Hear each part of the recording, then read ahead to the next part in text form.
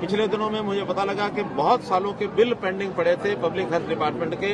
अनुसूचित जाति का जो रेट होता है वो 20 रुपया महीना होता है, अदर देन शेड्यूल कास्ट वो 40 रुपया महीना होता है। लेकिन पिछले 12-13 साल से 2006-07 से बिल पेंडिंग थे।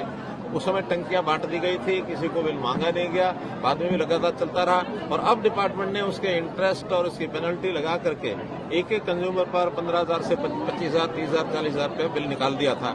जब हमें पता लगा, हमने संज्ञान लिया और हमने ये कहा कि अब केवल जो बिल का राशि है कितने ही साल का है, 20 रुपया महीना, 40 रुपया महीना जो रेट है, उसमें इतने 15 सालों का अगर हिसाब लगाएं तो अनुसूचित जाति के व्यक्ति को केवल 4,000 रुपये से भी कम 3,800 रुपया देना पड़ेगा। और जो अदर देन शेड्यूल कास्ट है उनको डबल 7,600 रुपया, इससे ज्यादा नहीं होगा। इसलिए ब्याज और पेनल्टी सारी माफ कर दी है। केवल वो और जो पैसा वो तुरंत नहीं दे सकेंगे उनको भी हम किस्तों में लेंगे, किसी को दबाव नहीं डाला जाएगा।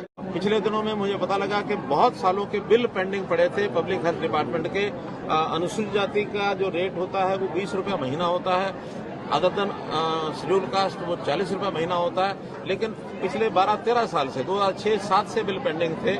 उस समय टंकियां बांट दी गई थी, किसी को बिल मांगा नहीं गया, बाद में भी लगातार चलता रहा। और अब डिपार्टमेंट ने उसके इंटरेस्ट और उसकी पेनल्टी लगा करके एक कंज्यूमर पर 15,000 से 25,000, 30,000, 40,000 रुपये बिल निकाल दिया था।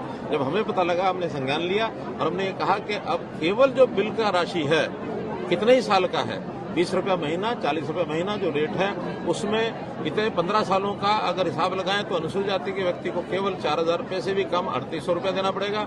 और जो अदर देन शेड्यूल कास्ट है उनको डबल 7,600 रुपया, इससे ज्यादा नहीं होगा। इसलिए ब्याज और पेनल्टी सारी माफ कर दी है।